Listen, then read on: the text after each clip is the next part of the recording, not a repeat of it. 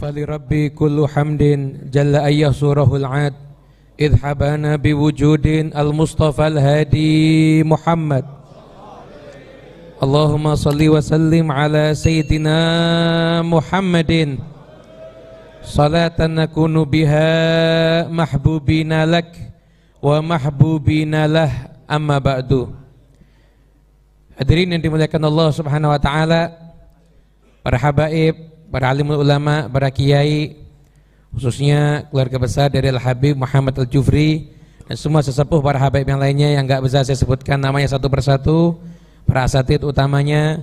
Semoga pagi hari ini kita yang mengenang detik-detik kelahiran daripada junjungan kita Nabi besar Muhammad SAW mendapatkan keberkahan dari Allah Subhanahu wa taala.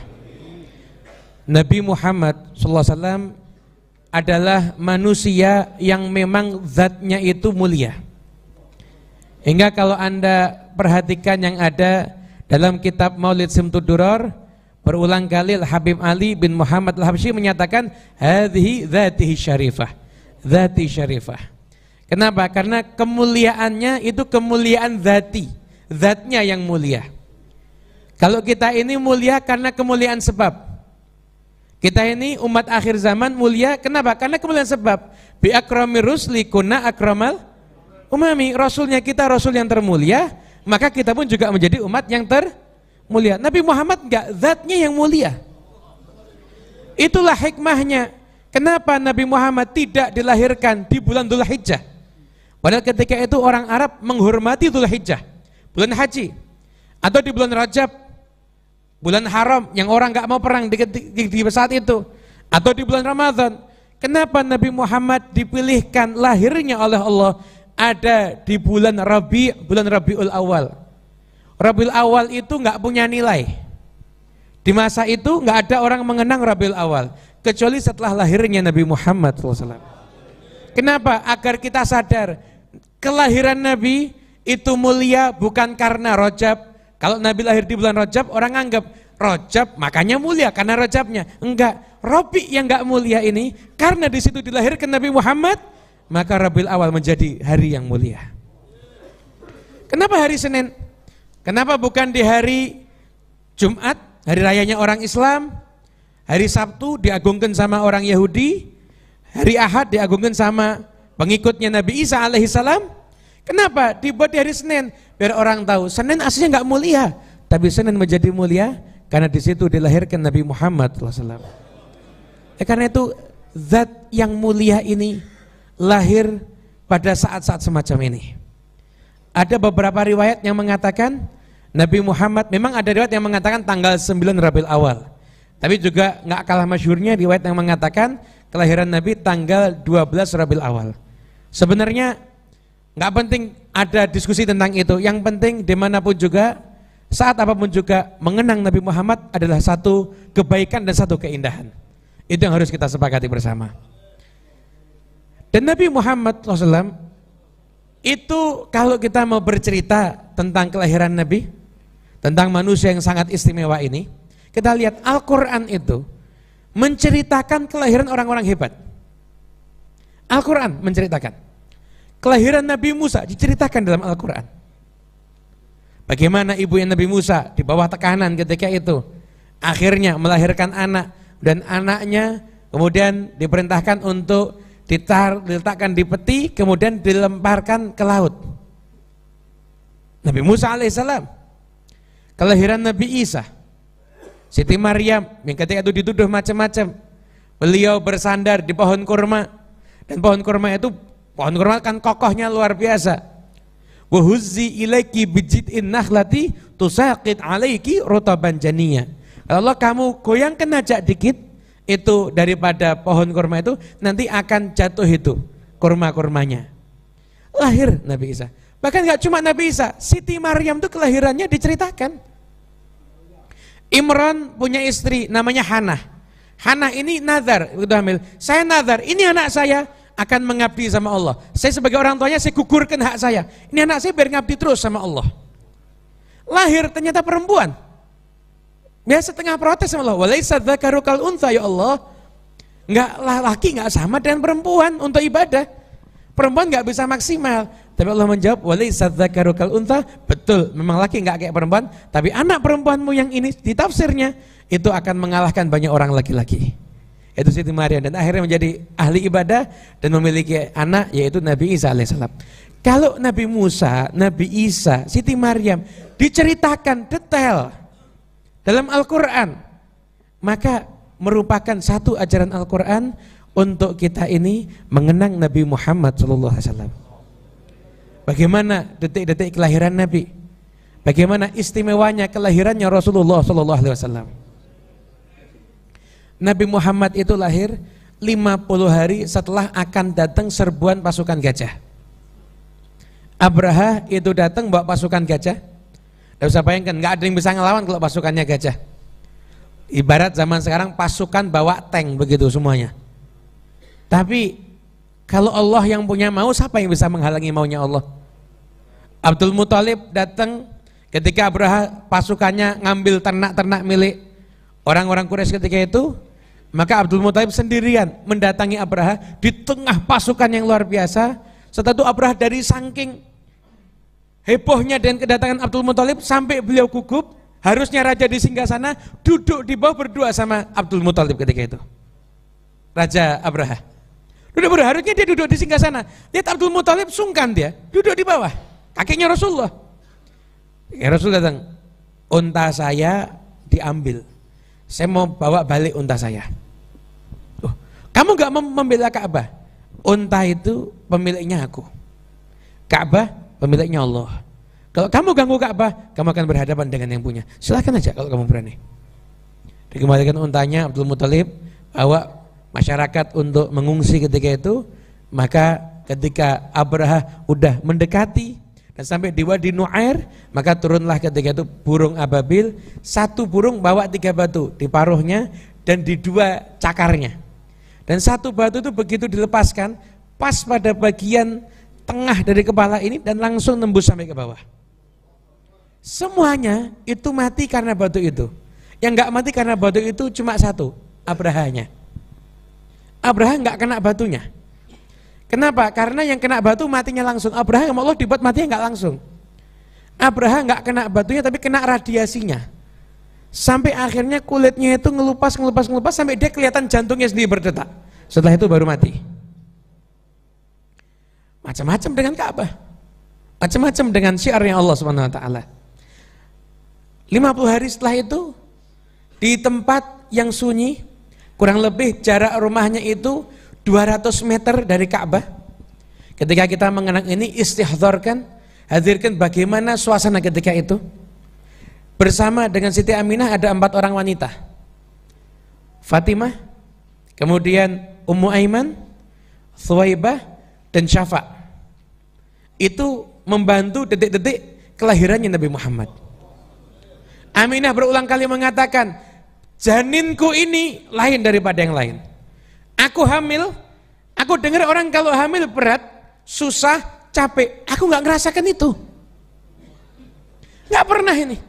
Dan berulang kali aku tuh mimpi, dari perutku ini keluar cahaya yang menerangi sampai daerah Busra. Busra itu gedungnya orang Syam. Sekarang ini berarti berada di daerah Suriah. Ini di Mekah, ada gedungnya di Suriah itu kelihatan karena cahayanya. Dan subhanallah, daerah Syam yang pertama kali ditaklukkan kaum muslimin, daerah Busra.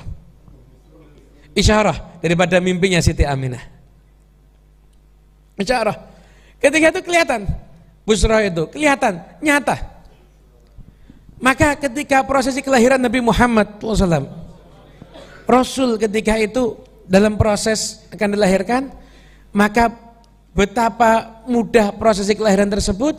Dan Fatimah yang menyaksikan peristiwa itu meriwayatkan, saya tidak menyaksikan apa-apa di rumah itu begitu bayi itu lahir, kecuali yang saya saksikan hanya cahaya. Cahaya sangat terang yang menerangi rumah itu. Kemudian aku baru berusaha melihat bayinya, dan bayi itu lahir dalam posisi tangannya menunjuk ke arah atas. Matanya udah pakai celak, tali pusar terputus, maaf, kemaluan udah dikhitan. Ada bayi yang seperti ini? Ada yang bilang ini manusia biasa? Apakah ini manusia biasa? Mana manusia yang lahir udah dalam keadaan mata bercelak, tali pusar terputus, kemaluan terkhitan, dan menunjuk ke arah atas, menunjukkan bahwasanya kedudukannya akan tinggi dan menjulang tinggi terus kedudukan Nabi Muhammad SAW. Isyarah. Hadirin yang Allah Subhanahu Wa Taala, subhanallah, ahli sejarah sangat jeli membahas hal ini. 4 orang wanita yang ikut membantu prosesi kelahiran Nabi Muhammad itu semua hidupnya berkah. Semua hidupnya berkah. Fatimah itu punya anak Utsman bin Abil As. Utsman bin Abil As ini seseorang yang soleh yang ditunjuk oleh Nabi Muhammad menjadi imam. Anta imamu qaumik. Engkau adalah imam untuk kaummu. Utsman bin Abil As. Kemudian juga Thuwaibah itu budak, karena membantu kelahiran Nabi dimerdekakan sama Allah. Kemudian Ummu Aiman itu sahabat Nabi yang ngelihat Nabi lahir sampai Nabi beriman, sampai Nabi dewasa, ketemu sama Nabi. Ummu Aiman nih. Jadi sahabat yang ketemunya sama Nabi terlama Ummu Aiman, dari lahirnya Nabi udah ada kok dia. Ummu Aiman budak dimerdekakan, dapat pasangan hidup yang soleh, Zaid bin Harithah. Punya anak Usamah bin Zaid. Usamah bin Zaid ini panglima perang termuda yang ditunjuk langsung sama Nabi Muhammad, dan di bawah pimpinan beliau Sayyidina Abu Bakar As-Siddiq dan Sayyidina Umar bin Khattab. Apa julukannya Usamah bin Zaid? Hibbu Rasulillah, kecintaannya Rasulullah. Lahir dari perempuan yang menyaksikan proses kelahiran Nabi Muhammad. Dan Syafa itu ibunya Abdurrahman bin Auf. Abdurrahman bin Auf ini sahabat yang dapat bisyarah akan masuk surga. Masuk surga. Dan Abdurrahman bin Auf menjadi seseorang yang Masya Allah kaya raya. Kaya raya luar biasa Abdurrahman bin Auf. Ibunya menyaksikan kelahiran Nabi Muhammad. Karena itu kalau kita ingin pasangan hidup yang baik, terlepas dari semua ikatan kehidupan, keturunan yang soleh, harta yang berkah dan berlimpah ruah, sering-sering kita mengagungkan kelahiran Nabi Muhammad agar kita mendapatkan keberkahan sebagaimana didapatkan oleh wanita-wanita tersebut. Dan alhamdulillah kita pagi hari ini berkumpul bersama, kita gembira dengan kelahiran Nabi. Insya Allah kita akan dapat sebagaimana didapatkan oleh wanita-wanita solehat tadi. Amin ya Rabbal. Hadirin yang dimuliakan Allah Subhanahu Wa Taala, masa kecil Nabi bukan tanpa tantangan atau rintangan. Siti Aminah itu nggak bisa nyusui, kurang gizi, nggak bisa nyusuin ketika itu. Kemudian setelah itu juga Thuwaibah nyusuin sebentar. Hingga akhirnya adat ketika itu anak itu dibawa sama yang ibu-ibu yang menyusui, ibu-ibu susu. Datanglah ketika itu dari Bani Sa'ad bin Bakar. Bani Sa'ad bin Bakar ketika itu datanglah rombongan untuk ke Mekah. Kurang lebih beberapa hari setelah kelahiran Nabi. Datang ke sana, dan di antara rombongan itu yang paling menderita adalah seorang wanita yang bernama Halimah, yang mengajak suaminya dan 1 orang anak yang masih kecil. Halimah itu malam terakhir sebelum berjumpa dengan Nabi Muhammad, semalam nggak bisa tidur.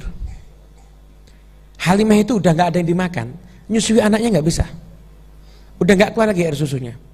Untanya itu udah nggak keluar lagi air susunya, nggak keluar lagi air susunya. Untanya Halimah nggak keluar lagi. Bahkan ketika itu suaminya juga bingung, semalaman mereka itu nggak bisa tidur kelaparan, dan bayi yang dibawa itu nangis terus. Tibalah harinya ketika akan mencari bayi susu. Ada memang beberapa riwayat kisah, kita akan yang umum biasanya disampaikan, yaitu ketika Nabi Muhammad ditawarkan karena yatim nggak ada yang mau ngambil, dan mayoritas kitab sirah mengatakan seperti itu. Tapi ada sebagian yang lain, dan ini yang dikutip oleh Habib Ali bin Muhammad Al-Habsyi, Sahibul Maulid Simtud Durar. Habib Ali itu dari saking cintanya sama Nabi, nggak mau bilang Nabi ditolak tuh nggak mau. Mengatakan apa? Tasabaqat ila radhaihil murdiat. Rebutan orang menyusui Nabi Muhammad. Tapi nggak ada yang bisa nyusui Nabi Muhammad kecuali hanya Halimah. Halimah ini begitu lihat Nabi, ibunya Nabi ini mau nyerahkan anaknya loh ini kepada orang yang belum kenal. Tapi kita lihat Halimah, fahanat alaihi hunuwal ummahati 'alal banin. Dilihat Halimah ini, ya Allah, megangnya Nabi itu kayak cintanya seorang ibu kepada anaknya. Cinta seorang ibu kepada anaknya. Dengan penuh perasaan kasih sayang. Maka ibu Nabi bisa untuk udah dipasrahkan. Dibawa Nabi Muhammad ketika itu bersama dengan Halimah Sa'diyah. Begitu hari pertama Nabi Muhammad dibawa, Halimah yang udah kurang gizi, air susunya kembali ada. Dan untanya yang udah nggak keluar air susu, untanya bukan keluar lagi, berlimpah air susu. Suaminya Halimah bilang apa? Wallahi Halimah, anak yang kamu ambil ini barokah. Anak yang kamu ambil ini barokah. Jalan Halimah bawa Nabi Muhammad, dan diriwayatkan selama perjalanan itu mendengarkan bebatuan mengatakan assalamu alayka ya Rasulullah. Assalamu alayka ya Rasulullah. Hadirin yang dimuliakan Allah, batu yang mengucapkan salam nggak akan terlupakan dalam sejarah. Nabi Muhammad ketika di Madinah beliau pernah mengatakan, demi Allah, ada satu batu di Mekah sering mengucapkan salam kepadaku. Mekah itu isinya batu. Sampai sekarang aku masih tahu batu itu yang mana, bentuknya seperti apa, aku masih hafal. Kalau batu mengucapkan salam diingat sama Nabi, apalagi kita umatnya. Makanya jangan pernah kita berpikir cinta kita nggak akan terbalas. Enggak, cinta kita akan dibalas sama Nabi Muhammad. Asalkan kita cinta. Begitu kita itu rindu sama Rasulullah, kita harus tahu, maka Rasulullah sudah lebih merindukan kita. Rasulullah lebih merindukan kita semuanya. Yakinlah majlis ini akan nyambungkan kita dengan Nabi Muhammad insyaallah. Dibawa sama Halimah. Halimah begitu bawa Nabi Muhammad, mengatakan malam sebelumnya itu malam terburuk dalam kehidupannya, malam berikutnya malam-malam terindah dalam kehidupan Halimah.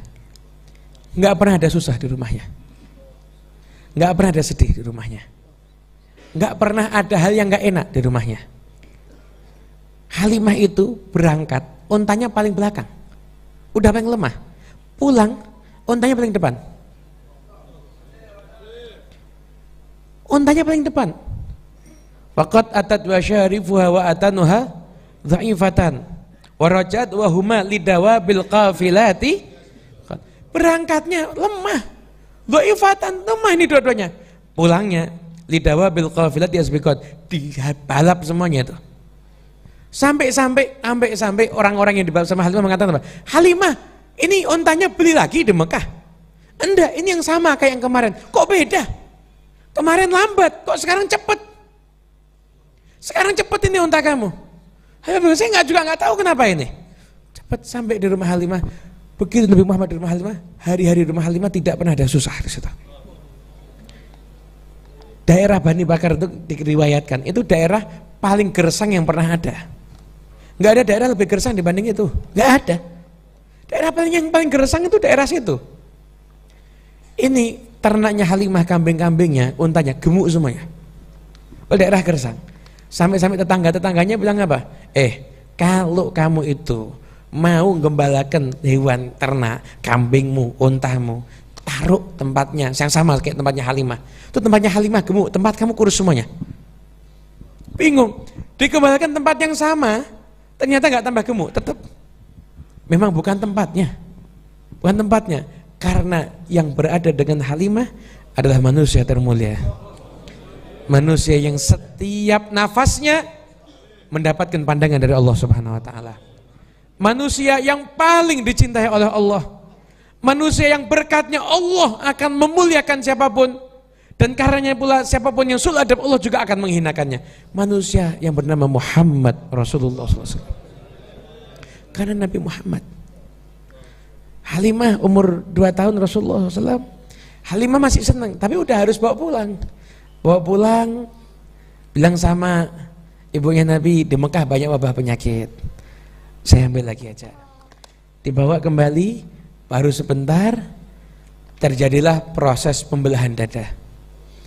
Maka ketika itu Halimah ketakutan, hatinya nggak pengen pisah dengan Nabi Muhammad, tapi khawatir kalau terjadi sesuatu. Maka dikembalikan kepada ibunya. Setelah Halimah sedih dan Halimah menganggap takut dari sesuatu, Tapi sesungguhnya Nabi Muhammad berada dalam perlindungan Allah Subhanahu wa taala. Berlalu masa Nabi Muhammad bersama dengan ibunya, anak umur 4 tahun. Anak ini terlahir yatim. Anak ini nggak pernah lihat ayahnya. Anak ini nggak pernah memanggil wahai abah, nggak pernah. Paling asyaddul yutum, paling beratnya yatim ada seorang anak yang lahir udah nggak pernah lihat bapaknya. Dan itu dialami oleh Nabi Muhammad. Itu dialami oleh Rasulullah. Nggak lihat.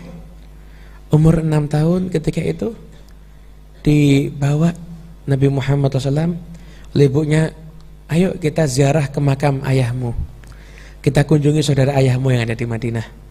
Anda bisa bayangkan betapa mulianya Aminah.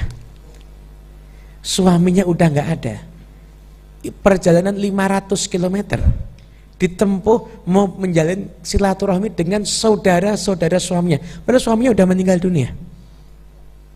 Berapa banyak sekarang istri yang nggak mau ketemu sama keluarga suaminya padahal suaminya masih hidup? Banyak. Nggak cocok, nggak mau, nggak seneng. Ini Halimah suaminya udah nggak ada. Ini Halimah, Aminah, Siti Aminah luar biasa, masya Allah akhlaknya. Dibawa Nabi Muhammad 2 unta, Halimah, Ummu Aiman sama Rasulullah. Ketika itu umur 6 tahun. Ketika itu Nabi Muhammad SAW jalan sampai akhirnya mencari makam ayahnya dan menemukan makam ayahnya. Anda bisa bayangkan anak cuma tahu makam ayahnya, cuma tahu makam ayah, nggak pernah tahu wujud ayahnya. Aminah menangis, Nabi Muhammad juga menangis. Kenapa? Dia hanya bisa membayangkan ayah saya seperti apa sebenarnya. Nggak bisa, nggak pernah lihat, nggak pernah tahu. Ketika itu dirapikan itu makam. Setelah itu ada tempat-tempat, ada seperti air begitu sana, kemudian keliling ke keluarga ayahnya. Dan di perjalanan itu Siti Aminah sakit. Siti Aminah sakit. Sampai sakit dirawat sama Nabi Muhammad sama Ummu Aiman. Dirawat, diperhatikan. Sehingga sakitnya semakin parah. Sampai akhirnya Siti Aminah melantunkan berbagai macam beberapa syair yang indah yang menunjukkan bahwasanya anaknya bukan manusia biasa. In sahha ma absartu fil manami fa anta mab'udzun 'alal anami. Kalau benar apa yang aku lihat di mimpiku, engkau anakku adalah yang diutus untuk alam semuanya ini. Untuk seluruh manusia, jin dan malaikat semuanya. Ini engkau adalah utusannya. Maka satu kullu hayyin mayyit, setiap yang hidup pasti akan mati. Setiap yang baru pasti akan usang. Dan aku tidak akan usang karena aku meninggalkan kebaikan, yaitu Muhammad. Ketika itu wafatlah Siti Aminah. Bagaimana tangisan Nabi Muhammad ketika itu? 6 tahun lihat makam ayahnya, satu lihat jasad ibunya.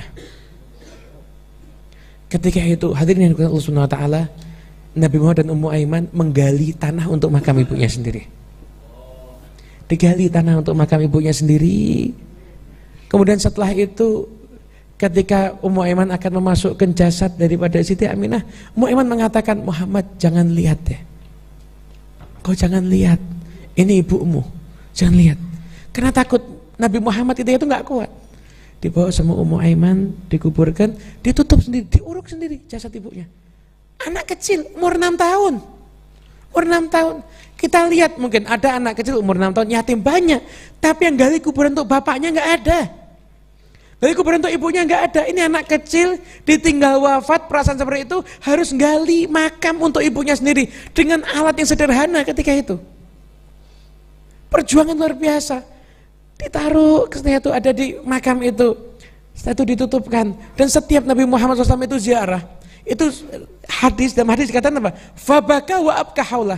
Membantu setiap ziarah ke ibunya, beliau menangis dan menjadikan orang sekitarnya itu semuanya menangis. Cuma 6 tahun berjumpa sama ibunya, tapi punya kenangan yang bisa menjadikan betul nangis setiap ziarah ke makam ibunya. Nabi Muhammad SAW. Baru sebagian kecil ini. Setelah itu berhari-hari, ada yang mengatakan 3 hari Nabi Muhammad nangis di situ. 6 tahun, nggak punya ayah, nggak ada ibu. Pulang, sampai ke tempatnya Abdul Muthalib, buka pintu, Abdul Muthalib kaget. Aina ummuk? Mana ibu kamu? Mana ibu kamu? Dijawab oleh Ummu Aiman, ibunya udah meninggal dunia. Abdul Muthalib peluk, engkau anakku. Engkau anakku. Peluk. Bayangkan Abdul Muthalib betapa hancurnya perasaannya. Cucunya disayangi, nggak ada ayah, nggak ada ibu, nggak ada ayah, nggak ada ibu. Tapi inilah manusia yang termulia, inilah manusia yang termulia. Hadirin doa Allah Subhanahu Wa Taala, Nabi Muhammad SAW hidupnya apabila kita ceritakan, kita akan menyaksikan nggak ada orang diuji sebagaimana ujian Nabi Muhammad, nggak ada. Nggak ketemu ayah. Umur 6 tahun ditinggal wafat sama ibu. Dirawat kakek umur baru 2 tahun kakek meninggal dunia. Dibela paman meninggal dunia. Kehilangan istri. Kehilangan istrinya yang membantu, sudah aja kehilangan. Kehilangan 3 anak laki-lakinya. Kehilangan anak perempuannya. Anak perempuannya diceraikan di hadapannya. Diusir, dilempari batu. Ketika Nabi Muhammad itu dilempari batu sampai berdarah-darah ketika itu. Kemudian duduk istirahat dengan Zaid bin Harithah sampai malaikat datang bilang, kita akan hancurkan. Enggak, semoga nanti dari sulbi mereka akan muncul orang-orang yang beriman. Ketika itu Zaid bin Harithah bilang, ini Nabi Muhammad mau kemana? Setelah itu bilang, ayo kita kembali ke Mekah. Setelah itu, ya Rasulullah, mau ke Mekah lagi? Engkau diserang, engkau disakiti, engkau mau kembali ke Mekah lagi? Dia mengatakan, Zaid, kamu jangan khawatir. Nabi ini akan selalu ditolong oleh Tuhannya. Kembali ke Mekah dakwah lagi. Ke orang-orang yang dulu menolak beliau. Orang-orang yang dulu menyakiti beliau. Orang-orang yang dulu menghina beliau. Diusir. Mau ke Madinah, dikejar-kejar. Sampai di Madinah berjumpa dengan orang Yahudi, musuh dalam selimut. Istrinya difitnah selingkuh. Anda mau cari ujian model apa? Anda mau ujian model apa? Siti Aisyah meriwayatkan, Nabi Muhammad ketika meninggal dunia tidak pernah meletakkan bata di atas bata, nggak pernah sempat bangun rumahnya. 2 bulan nggak ada yang dikonsumsi. Ini kehidupan manusia yang termulia. Makanya kalau di dunia ini ada yang boleh mengeluh, yang paling layak mengeluh Nabi Muhammad, tapi beliau nggak pernah mengeluh. Yang kita alami nggak ada apa-apanya dibandingkan Nabi Muhammad. Ini berapa keluhan kita setiap harinya? Kalau kita ganti keluhan kita dengan istighfar, maka pertolongan Allah akan datang sebelum kita sempat mengeluh, insya Allah. Kalau ada yang boleh mengeluh di dunia ini, yang layak untuk mengeluh adalah Nabi Muhammad SAW. Ngalami macam-macam Rasulullah, ngalami macam-macam. Nabi Muhammad ngalami urusan rumah tangga, ya Allah. Rumah tangga Nabi bukan dikira hal yang enteng. Dialami sama Nabi berat urusan rumah tangga itu. Nabi itu menikah dengan macam-macam wanita yang memang hikmahnya luar biasa. Nabi bukan senang sama perempuan. Salah besar. Saat ini ada orang-orang di luar Islam yang menggaung-gaungkan Nabi Muhammad itu senang sama perempuan karena nikah banyak. Nabi itu perang itu puluhan kali. Mana ada waktu bersenang-senang sama istri? Nabi Muhammad nikah dengan siapa? Nikah dengan perempuan yang kaya, pernah. Nikah dengan perempuan yang miskin, ada. Nikah dengan perempuan yang tinggi, ada. Perempuan yang pendek, ada. Nikah dengan anak sahabatnya, iya. Nikah dengan anak musuhnya juga, iya. Kenapa? Karena agar mereka semuanya bisa meriwayatkan kehidupan Nabi, sehingga kita ini bisa dengar. Nikah sama yang tua, ada. Nikah sama yang muda, ada. Baik, kita bisa dengar bagaimana kehidupan keseharian Rasulullah. Istrinya Nabi cuma 1, nggak ada yang bisa tahu apa yang dilakukan sama Nabi di dalam rumah. Karena istrinya Nabi ada beberapa, maka kita bisa tahu bagaimana kehidupan Nabi. Nabi Muhammad bukan senang perempuan, nggak ada kesempatan untuk bersenang-senang dengan istri. Beliau perang, dakwah, perang terus itu, seperti itu yang dilakukan sama Nabi. Kapan waktu untuk berduaan sama istrinya? Nggak ada, jarang sekali. Dan beliau mengalami problematika rumah tangga macam-macam. Pernah beliau ketika itu mendapatkan hadiah Maria Al-Qibtiyah. Nabi senang, ketika itu Nabi berkumpul sama Maria di rumahnya Hafsah. Hafsah tahu marah, istri Nabi marah, dan Nabi menyendiri 1 bulan di gua. Dan ketika itu Maria Al-Qibtiyah hamil Ibrahim, anaknya Nabi Muhammad. Tapi karena kondisi nggak kondusif, kehamilannya dirahasiakan. Bayangkan wanita hamil seharusnya bahagia, ini wanita hamil tapi ketakutan. Ini ketakutan keluarga Nabi Muhammad nih. Ketika Nabi Muhammad udah kembali, Nabi Muhammad seneng-senengnya ketika itu mendapatkan putra, mendapatkan kabar anakmu ini akan meninggal dunia. Dan akhirnya benar, Nabi Ibrahim putra Rasulullah SAW itu meninggal dunia.